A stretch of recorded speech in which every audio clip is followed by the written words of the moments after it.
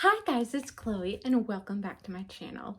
But today is gonna be the bladder slash bowel portion of this whole spina bifida update. And if you haven't seen my other update, then I highly recommend you check that out. There's like a little eye in the corner. You can click that, it'll take you right to it.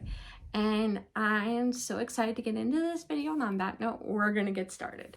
I have something called neurogenic bowel, which means that my colon cannot perform peristalsis correctly, which means that your colon basically contracts and expands to help push stool along. However, because my nerves are damaged from my spina bifida, my colon cannot do that, as well as a lot of individuals with spina bifida, and therefore you get chronic constipation. So we had discussed that and stuff like that, and I will also put a link to the Spina Bifida Association's bowel management program. So I'm gonna do the whole bowel pyramid. But basically on the bottom, you have like holistic and natural approaches, which is like diet, exercise, more fiber, less sugar, etc. And that doesn't work for the spina bifida population. And then the second one is like medicines and suppositories. So like Miralax, Linzess, and just your suppositories. I can't think of any names right now and it's killing me. But that's what I was on as a kid, was just flat out suppositories. And Miralax alone can work for some of the population, but not all. And medications like Linzess don't work for the spina bifida population. Well, most of us. And then you've got your third tier, which is enemas and TransAnal irrigation. And then you have your top tier, which is surgery, like a colostomy. Basically, we had talked about me ultimately going on TransAnal irrigation. And I will link a video to TransAnal irrigation below. But before we do that, there are some steps to take.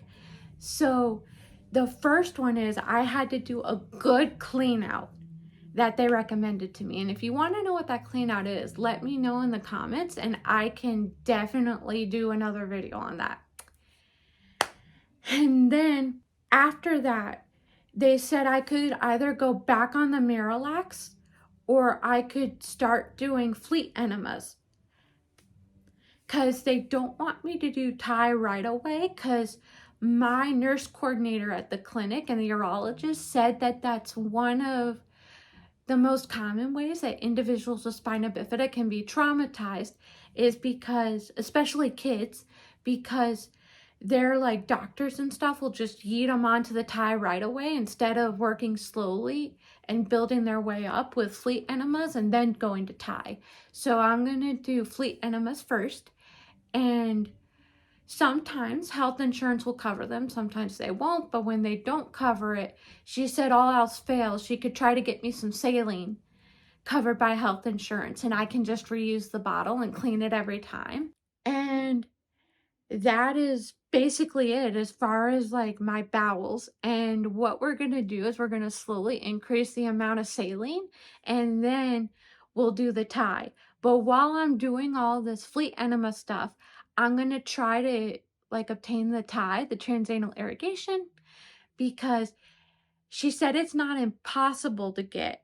However, I will have to fight tooth and nail, and I will have to peel the heck out of it because that's what most people have had to do. So as far as my bladder, so I'm already on medication for it, but they're thinking about adding more. The thing is that they want me to take care of my bowels first, and then we'll go with the bladder and try to get that fixed. But that's basically it. I thank you guys so much for watching this video, and I cannot wait to see you guys again soon. Bye.